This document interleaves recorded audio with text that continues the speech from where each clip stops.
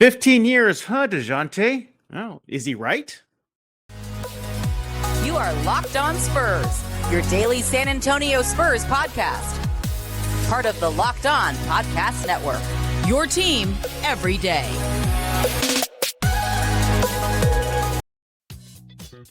Welcome back to Locked On Spurs right here on the Locked On NBA Network. I'm your host, Jeff Garcia, Spurs writer for KENS 5 San Antonio. Glad to have you back. Oh, man. Let the doldrums of the NBA offseason begin. Hopefully, it won't be that painful to go through as we're waiting for the new season of your silver and black. But what are we talking about today? So Vegas put in their way too early, win total projections, and the Spurs, shocking, brace yourself, everybody acts stunned, are going to be one of the worst, if not the worst teams in the NBA record-wise. They have it at 23.5. Is that right? Are they way off? Would you take the over? Would you take the under on that?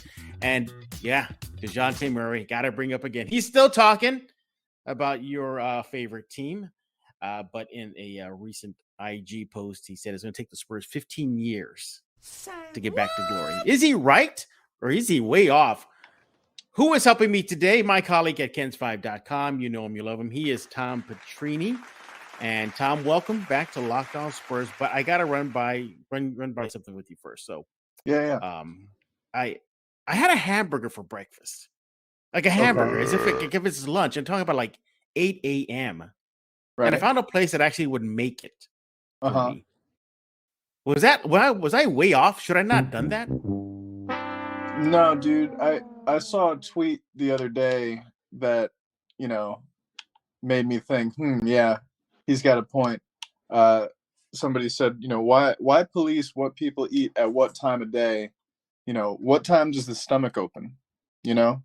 Like there is no time. Did you get an egg on it or just straight, like lunch burger? Straight lunch burger. Have you ever had the burger with a fried egg on it? I have, yeah. I think they call it the Texas. I think that's usually what it's called. Whatever they call it, it's delicious. Yeah. And the breakfast burger at Whataburger, yeah. I'm down. We're New Yorkers. I'll do the cold pizza for breakfast thing. I'll, whatever, man. I also am a proponent of breakfast for dinner. The world's your oyster, food-wise. Right? I don't want to yuck anybody's yum unless it's really gross. My rationale was like, I don't see the difference between just getting bread and meat in the morning, like a breakfast sausage sandwich, versus it's the same concept, right? It's bread and meat. Bread and meat. Like, who says that you can't have a who's, like you said, Tom, who said you can eat whatever you want to freaking eat at any time of the day you want?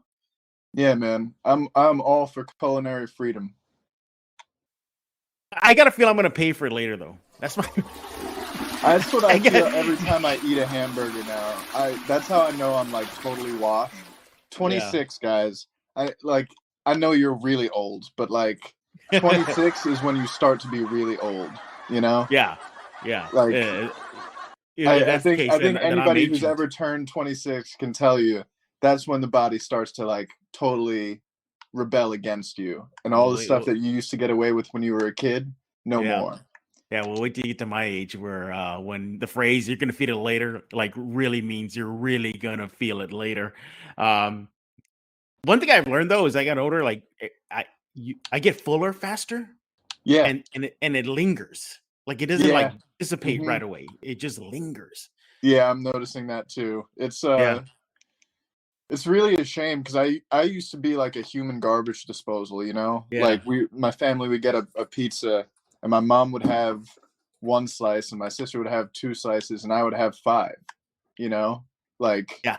You're like, when are we beginning to eat? You're like, when are we starting? Oh yeah. And then I like in a couple hours I'd be like, is there any more pizza left? And they'd be like, no, you ate it all. Yeah. Time to order another one. Well, enough about what Tom and I like to eat throughout the day, but we definitely want to hear from you. What do you eat?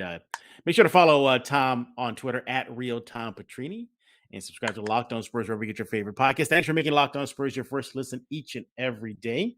Free and available wherever you get podcasts, including the KENS 5 Plus app. Go download it now. So yeah, Tom, let's go to dive into some Spurs chit chat here. And no shocker, the Spurs are obviously in a rebuild. We know that. They just Yes. traded away an all-star. We'll talk about him in a while. Drafted 3 teenagers. You and I were there on that night, NBA draft night. So Vegas has the Spurs currently in the win total projections at 23.5. Does that sound right to you? Or, or you think they're just way off? Well, I mean, when we had this discussion last year, and I think it was 28.5. Right. You remember what I said, right? I said it in no uncertain terms. Hammer the over. And, the Spurs typically will be underrated in, things like this. This year, I'm not so sure because, the Spurs have Keldon Johnson. He's a good player. I think going to make a leap this year. Devin Vassell, another good player who I think is going to make a leap this year. And then it's Josh Primo. And then, 3 teenagers that they've drafted. And, I think that Jakob Poeltl is a prime candidate to be traded. I think that Josh Richardson and Doug McDermott as well. Just seeing the direction of this team, right? They've chosen a direction, and unfortunately for fans who want to see some winning right now, the direction in the immediate future is down. And that's a tough pill to swallow, right? Nobody wants to hear that.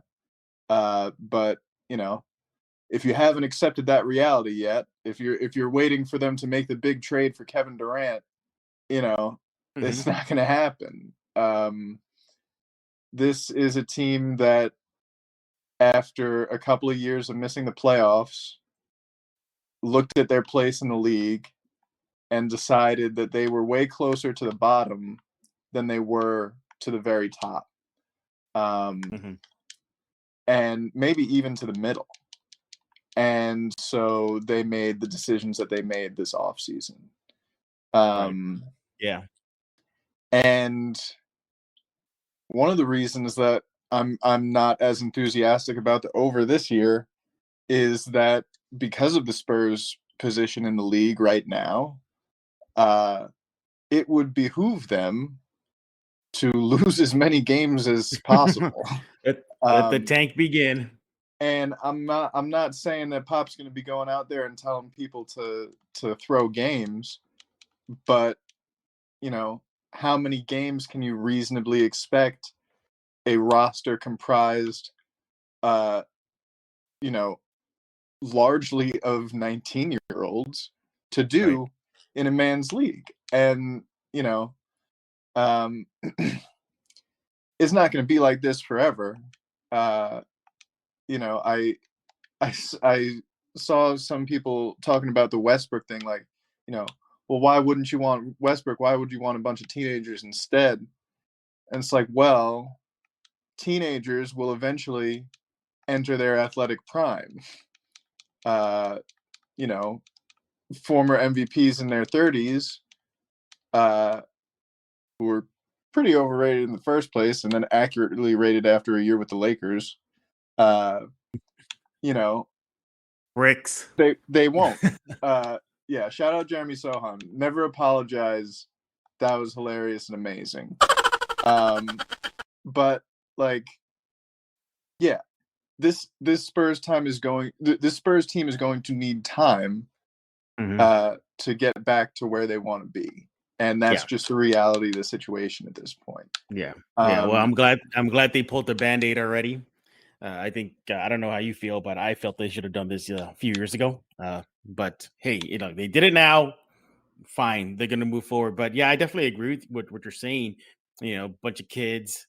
We'll talk about him in a bit. Dejounte Murray's gone. You're all-star, and you're seemingly the Spurs are, as of right now, or looking at Keldon as a big piece. I don't know about the face of the franchise yet, but a big piece. Yeah, so we know we're going this way, but I hear you saying, you're not going to hammer the over like you did last year.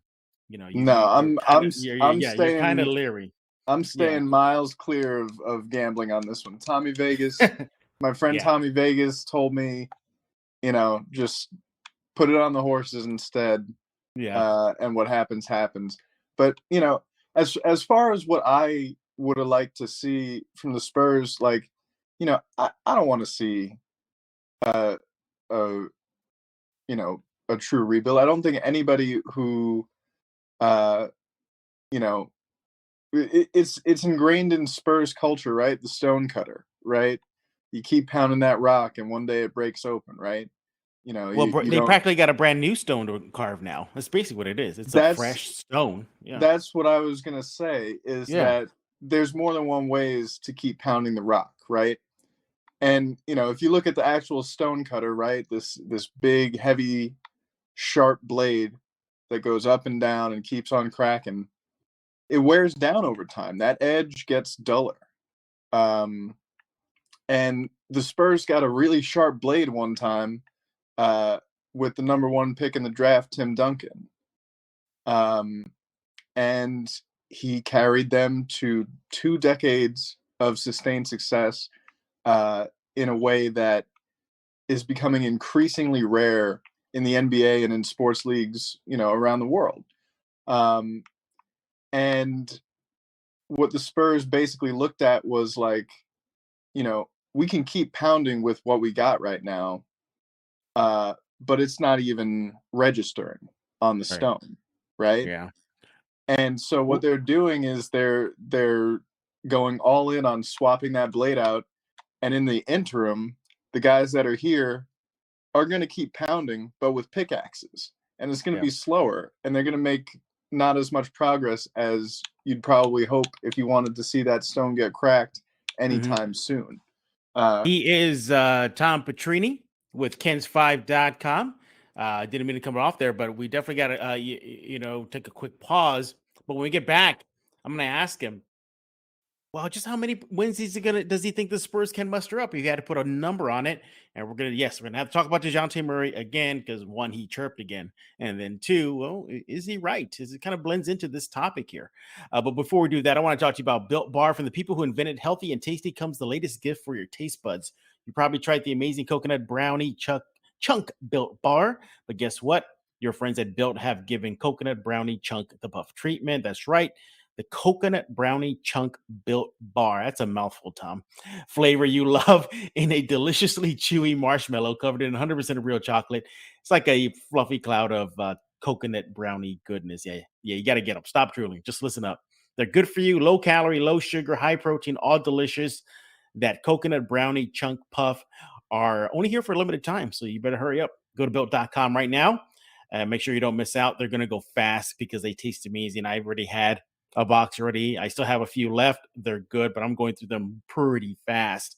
Made with collagen protein, that just helps the body absorb that protein more efficiently. A lot of health benefits. Eat something that tastes good and is good for you. The best part about Built Puffs is, of course, they taste amazing. You can enjoy them guilt-free, and they're actually good for you. The perfect treat when you have a craving, satisfy sweet tooth, a quick, healthy snack right there for you. Delicious coconut-rich, sweet brownie, creamy marshmallow. Stop fantasizing. Get to Built.com right now. Get yourself a box. And again, Built.com, promo code LOCK15. That'll get you 15% off your order. Use promo code LOCK15. Well, now I'm hungry. Damn. We're back with Tom Petrini right here at Locked On Spurs. He's with Kens5.com. And we're discussing the Spurs, the win projection, and Dejounte Murray. Yes, still. But before we do that, which NFL stars move the betting line the most? Starting July 18th, Locked On gives you the 50 most valuable players in the NFL from odds maker BetOnline. Available July 18th on Locked On NFL, wherever you get your podcast, and on YouTube. Tom, that hamburger, breakfast hamburger I had, tell me about it. I think I'm starting to feel it now. I just feel like this brick. All right, well, let's get through this let's get through this podcast, my friend. You got to do what you got to do. Yeah. Yeah, y'all don't want to hear that. Yeah, definitely don't want to hear that on Locked On Spurs. But yeah, let's continue talking about the win total projections here. So, right before the break, you said, you're not going to take the over, not going to take the over. Okay, so what is Tom Petrini taking then? The at 23.5, or dare I say the under? I think it's going to be right around there. I think that Vegas has this one pretty well pegged. The year that they drafted Duncan, what did they win? 21, 20 games.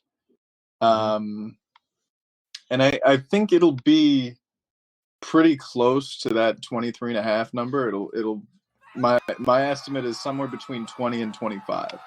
I don't think there's going to be, much wiggle room outside of that. Yeah. Again, just based on where the roster is, and like they for a couple of years now, they've sort of straddled the boundary between trying to compete and trying to rebuild. And what they accepted is that the middle is a tough place for an NBA team to be.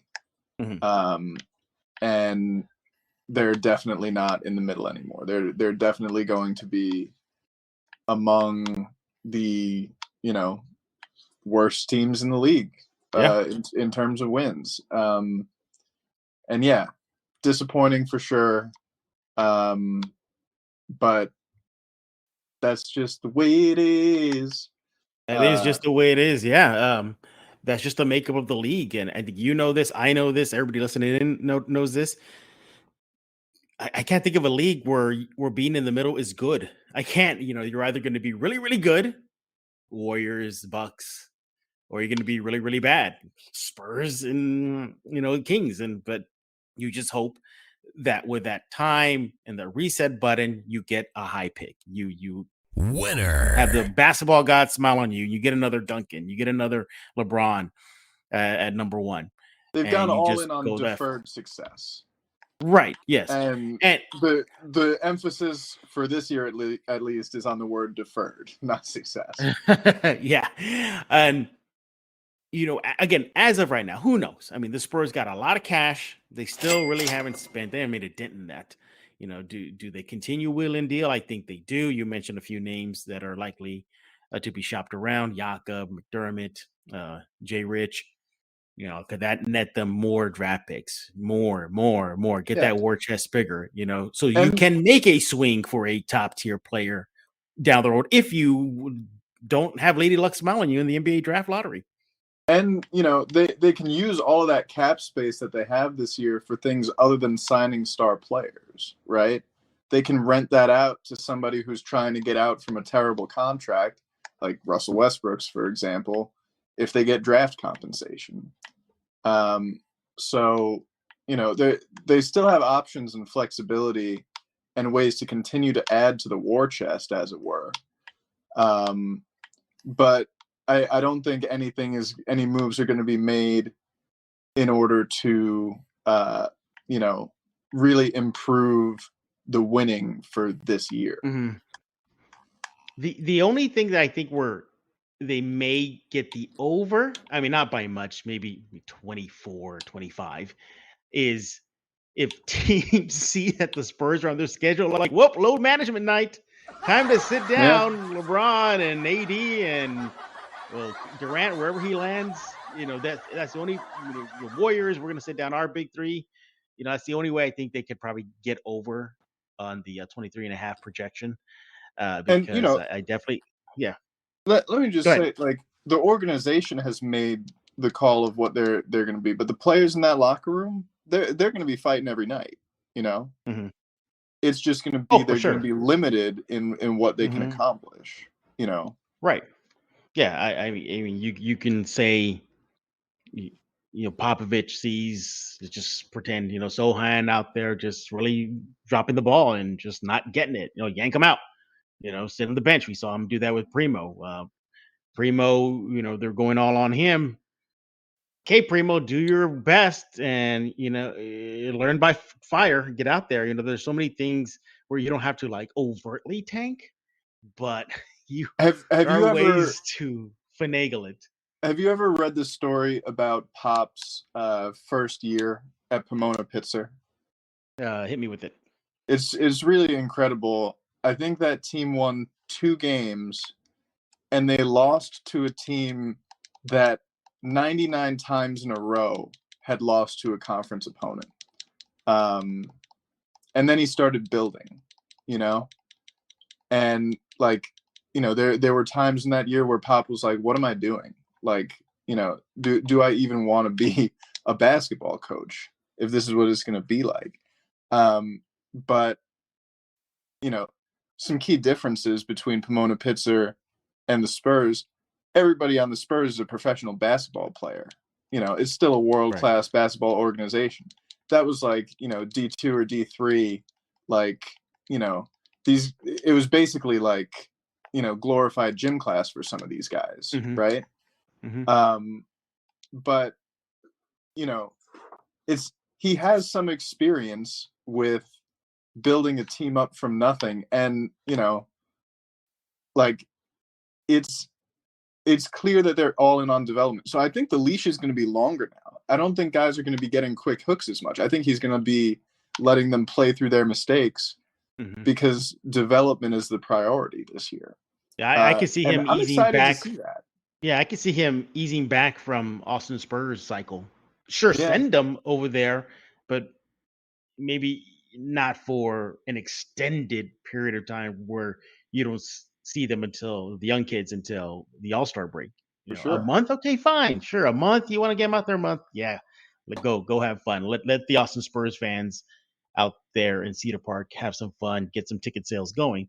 But again, the parent company in this situation is the San Antonio Spurs, and they need to get their system, their house in check, their rebuild going. So you definitely can see that angle of less use of the Austin Spurs route, increased spike in minutes for all these kids. And let's not forget this too, Tom. This is practically a college team they're going to trot out there. That's practically what it is. We mentioned the teenagers. Keldon Johnson, what is he, 22? 22, 23? Devin Vassell, should be entering his junior season or a senior season? Yeah. Trey Jones? Yeah, this is a college team they're going to be trotting out. Yeah. These are kids. And it almost feels like a lifetime ago, just thinking about what a punk I was at 19. Like, these are very, very young, like they're basketball babies, and they can grow into whatever they want and whatever they put their minds to. And that's, the potential that the organization is banking on.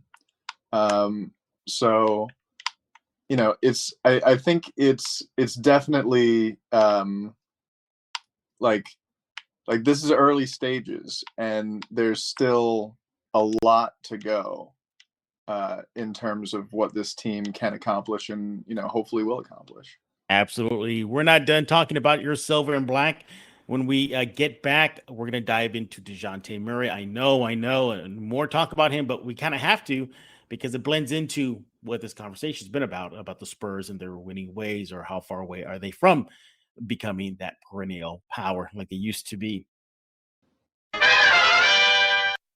We're back with Tom Petrini. He is with Kens5.com. Follow him on Twitter at Real Tom Petrini. Go to Kens5.com/Spurs right now. He has a great article about the recent Dejounte Murray comments regarding his former club. He puts pen to paper, or in this case, fingers to a keyboard, and that's about what is going on with Dejounte Murray's recent comments. Go check it out again, Kens5.com/Spurs. Tom, let's go ahead and dive into Murray. But by the way, I think before we go into that, I'm getting the Spurs at the 23.5. Okay. So I think Vegas has it right on the nose. Well, 23 or 24. What is it? Yeah. Oh, I'm going to go 24. Yeah. So I'm taking the slight over. But all right. So Dejounte Murray is back again. Just when you think you weren't finished talking, I didn't really think we're going to be talking about Dejounte Murray until his return to San Antonio and that lone visit next season. But here we are, Tom. Here we are. Yeah, it seemed pretty amicable and quiet at first, didn't it? It certainly did. Mutual parting of the ways. But nevertheless, Dejounte Murray still chirping a couple days ago. Again, another fan interaction on Instagram. A fan, in a nutshell, tells Dejounte, hey, you're the loyal one in this situation. The Spurs aren't. He wishes him luck in Atlanta. Dejounte Murray responds saying, you get it. Now you see it. You're a real fan. So there's Murray again reinforcing the idea that maybe it wasn't as amicable as it's being painted out. And in his opinion, the Spurs are not loyal. So, and everybody knows about what happened prior to that. The tweet. What was it? What was it, Tom? I'm happier, capital letters, better, best, capital letters. It wasn't comparative. Yeah. It was, I'm happy and I feel free, but, right. Free. If somebody's saying that just out of a breakup, it makes you wonder if they weren't so happy before. And then, the comments about showing it now, the Spurs were unearthed. So, I mean, I think when we have this conversation, it's important to say what we do know and what we don't know. We do know now that at some point, for some reason, there was a breakdown in the relationship here. And Dejounte didn't feel that the Spurs were loyal to him. That much is clear. We don't know why. We don't know what happened. We don't know how justified he is in feeling that way. And we don't know if it's something that's more specific to him or more of a general way that the team is managed. Right. Because he said the way the system is set up, y'all not going to be winning for 15 years. Problem bigger than basketball, right? Well, before we recorded, Tom, a former, again, I'm just taking this for what it is. So, I'm just putting it out there. A former employee of the Spurs saw the tweet that I had put out about the Dejounte mess. And he said, as somebody who used to work for the organization, Dejounte Murray is spot on. So, yeah. And I think it's like, I understand why Spurs fans are going to be resistant to the idea that their favorite team, has done wrong or has some systemic problems. But I also think that it's fair to ask, what is he talking about?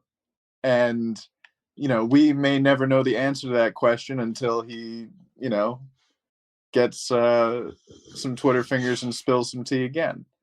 Get him liquored up. Hey, here's another. I don't think he needs that. He's proven over the years that he'll speak his mind on social media, and he's definitely doing it right now. But yeah, I think that it's fair to ask the question, what happened here? And was it Dejounte specific, or is it more systemic? And, first, let me just say, like, we should, as people who are entertained by athletes, we shouldn't be going on any form of social media and tagging them in negative stuff. All right. Like, if that's how you're spending your energy, like, spend that time with your family, cook a meal, go outside, maybe not eat a hamburger for breakfast. Right. Like, just, take a chill pill, basically. You don't need to be, sports are supposed to be fun, right? And like, unless an athlete has done something really terrible in real life, Carmelo, Gesundheit. Thank you. You shouldn't be like harassing them on social media, right? But like, I do think that he's made it clear his beef is not with fans. Right. With the fans. He's making that very clear. Yeah, he definitely is making that clear. But in his recent flurry of messages, he said that it's going to take, in his opinion, that it's going to take 15 years for the Spurs to get out of this funk that they're in. Obviously, he's just exaggerating. It's the heat of the moment. You're having a back and forth with a fan. It's disgruntled former employee talk. Right. Thank you. But it begs a question: is he right? I mean, how much longer will it take for the Spurs to snap out of this reset that they're going through? Is it something more than just as simple as bring in the players, top pick or an all-star, or is it kind of a revamp of everything, even their ideology, their system approach? Well, I mean, I think it depends on the answer to that question, right? What went wrong and how bad is it? And do other players feel the same way? And I think what is clear is that the Spurs, like golden age, right? What they did there is very difficult to replicate today, and I think that is clear with the way that they're rebuilding, that they're adapting a little bit to the more modern way of doing things. But, I think that, if you just look at the basketball and, like, if it was 15 years, then, Primo and Sohan and Branham and Blake Wesley, they'll be 36 or 34, and I don't think it's going to be that long for them to, gel together and grow and become, a solid NBA team, right? But, if there is something that's going on management-wise that makes it hard for the Spurs to retain those players, then,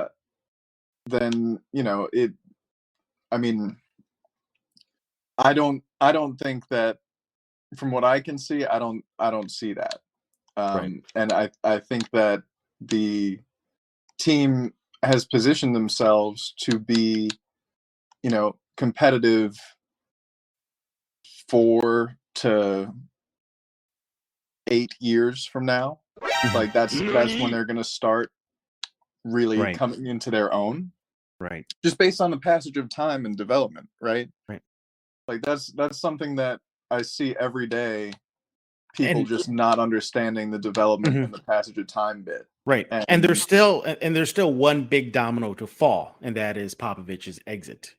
Right. That's going to be the big one. Who steps in? Will there be a change in that system once the new guy or girl comes in and takes over the reins? Right. Will it be not as restrictive as you and I have encountered for years, getting to know these players? Will it be a little bit more freer as far as, hey, you're a number, we're making this up, you're a number 5 pick in the Spurs 2025 pick draft, and now guess what, Austin, you're not going to go to Austin, you're put on that jersey, get out there now. But you're starting to see that evolution now. We saw it last year with Primo. I think he just a cup of coffee with the Austin Spurs, and he was locked on the Spurs bench and got run. You saw that with Devin Vassell, granted different circumstances, the pandemic, but he didn't spend 1 second in the G League. So Keldon Johnson's another byproduct of the pandemic too. They brought him in fast because they needed bodies, and it panned out. They're seeing how quickly these guys can develop if you just throw them out in the fire. We'll see. Primo is still out of it, still a question. We'll definitely see if he has what it takes next season. So when Dejounte says the system, he mentioned the system. We're gonna infer he means the Spurs system, Tom. But right. Well, it could be front office. It could be right. Yeah, exactly. Whatever. It's something. He's not talking about his teammates. He's not talking about the fans. He's talking about the way that the team is managed, essentially. And if I'm just like thinking about what could have happened, right?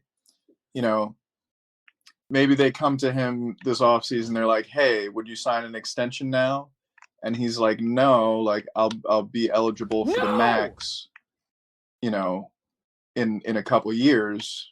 will you give me that? And then they're non-committal, and then he starts hearing his name in trade rumors, right? Mm-hmm. You know, I think that's a pretty plausible explanation for, you know, why he felt that the Spurs were not being loyal to him. Again, we don't know, and this is just purely speculation. But you know, we talk all the time about the shrewd business deals that the Spurs make when signing contracts, team-friendly contracts, right?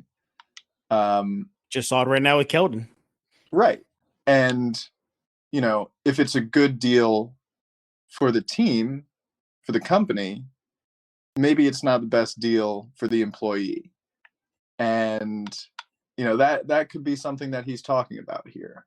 And that might make, you know, if it is a widespread problem, it might make it an issue for the Spurs to retain talent. Or it could be an isolated thing, you know, like we really don't know. But yeah, I think that overall, I mean, it's still a world-class organization. There's still a lot here that is, you know, like all of these kids coming in, like I would say their whole lives, Tim Duncan's been a Spur, but really, like, you know, he's been retired for a couple of years now, right? Like there's still a lot here, and there, you know, the culture that, you know, Pop and RC and everybody else have built, you know, it's still here, and it's still, you know, there need to be some adaptations to the modern era, and you're already seeing it, right? Right. Yeah. But like, you know, it's not like all of a sudden they're the Kings or the Oklahoma City Thunder, right? Like there's still the Spurs, and you know, it's not just the name, right? It's what they're about. So yeah, I think that there's still a lot to build on here, and a good foundation for these young players to get in and grow and, you know, compete at some point soon.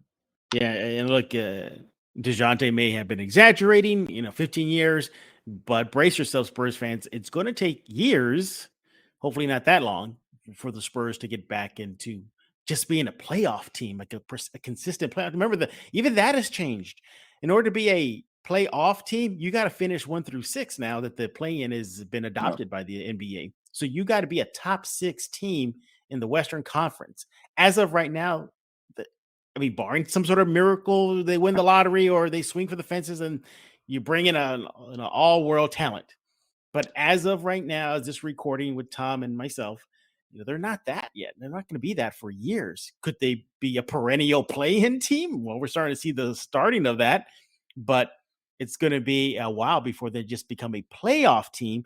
And even if the Lady Luck smiles on the Spurs and they win the 2023 NBA draft and they get Wemby, that doesn't mean these number 1 players will pick overall stay with their hometown team. Look at Anthony Davis, you know, bolted. Like, I mean, there was rumblings that Zion wanted out. You know, he ended up staying, but they broke the bank for him. So LeBron James left Cleveland. It happens. These are not the Tim Duncans that remain. Well, Tim Duncan even flirted with leaving the Spurs. Right. So, and I just want to say, that's like, just the way the players are. The thing is, like, I feel like a lot of sports fans, it's like championship or bust, right? And, you know, I think that mentality, especially in the near term, right? Like, obviously the goal is to win a championship. You don't have to do it right away to become a championship contender. And part of the beauty of sports is growth and the journey. I don't know if you've seen any the first episode of that Derek Jeter documentary. That's like, you know, No, I haven't seen it. Childhood hero of mine. Go Yankees. And you know, his first couple of years in A-ball were not great, and the Yankees sucked at that point. You know, they had their fair share of really tough times. But that made the championship sweeter, and Absolutely. the young players who, weren't able to win a playoff series, in their youth, they used that, they use all of that experience to continue to grow, and as motivation. And, if it was easy, it wouldn't be worth doing. And absolutely, we're about to see, probably one of the harder Spurs seasons, and it's gonna be tough for everybody. But there's also gonna be beauty found in it. So I would encourage anybody listening who cares about the Spurs to try to find the beauty in the journey this season. Of course, everybody's listening. You're on the show today, Tom. Oh, hi, everybody. Everybody's tuning in. Yeah, exactly. That was such a big deal. Well, we're done talking. Yeah, it's a heavy topic. It really is. Just knowing, you can see the writing on the wall. Fans are seeing it, that it's going to be a lean year next season. Vegas is predicting it, 23.5 wins. Dejounte, as much as disgruntled he may be right now, but he's not totally wrong. It's going to be some years before the Spurs get back to that spot, that top spot, or at least among the big boys in the NBA. But like I said, we're done talking. We want to hear from you. What do you think about Vegas 23.5? Are you a betting person? Are you going to take the over? Are you going to take the under? Tell them to bring me my money. Dejounte Murray's comment, 15 years. Is it going to take that long, or is he just out of his mind and just, as Tom mentioned, just being disgruntled right now? You can let Tom know on Twitter at Real Tom Petrini. And his article, again, you got to read it. It's about Dejounte Murray recent comments. KENS5.com/Spurs. Good job, by the way, Tom, with that. Good job. Oh, thanks. And good job on yours. Yeah, fans reacted for sure. Oh, yeah. Yesterday's Locked On episode was about, we brought a fan on, and he kind of popped off on Dejounte respectfully. The Mark Jackson respectfully look. That's what he right. did. So definitely check that out. And before we let you go, we want to thank you again for making Locked On Spurs your first listen each and every day.